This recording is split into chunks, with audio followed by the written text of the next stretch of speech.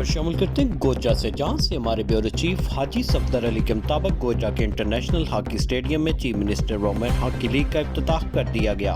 Hockey league का इफ्तिताह deputy commissioner Toba Mohammad Naeem Sandhu, chief officer बल्दिया सैयद यासर अली और असिस्टेंट कमिश्नर कामरान अशरफ ने फीता काट कर किया। तफसीलात के मुताबिक गोजा के इंटरनेशनल हॉकी स्टेडियम में chief minister women hockey league का इफ्तिताह कर दिया गया।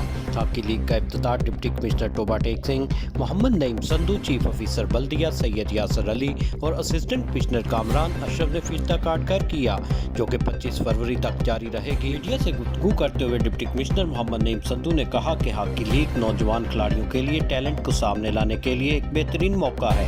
मकामी खिलाड़ियों को तजर्बाकार इंटरनेशनल प्लेयर्स के साथ खेलने का मौका मिलेगा, जिससे वो जदीद तकनीक और खेल के आला मियार को सीख सकेंगे। हॉकी लीग में पाकिस्तान भर से 100 से ज्यादा खिलाड़ी हिस्सा ले रहे हैं, जिनमें नेशनल वुमेन हॉकी टीम की खिलाड़ियों समेत इलाकाई सतह के बेहतरीन हॉकी प्लेयर भी शामिल है। खिलाड़ियों को 6 मुख्तलिफ टीमों में तकसीम किया गया ताकि इन्हें भरपूर मुसाबकती माहौल में अपनी सलाहियतों को निखारने का मौका मिले।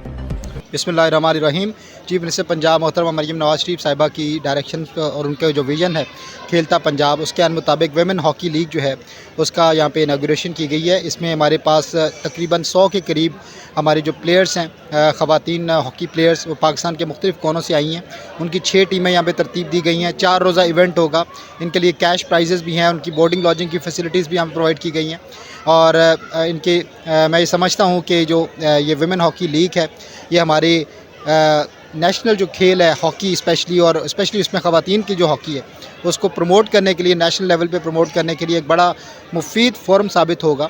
और हमें ज़रूरत इस अमर की है कि हम अपने इस नेशनल गेम को ज़्यादा से ज़्यादा प्रोजेक्ट प्रमोट करें।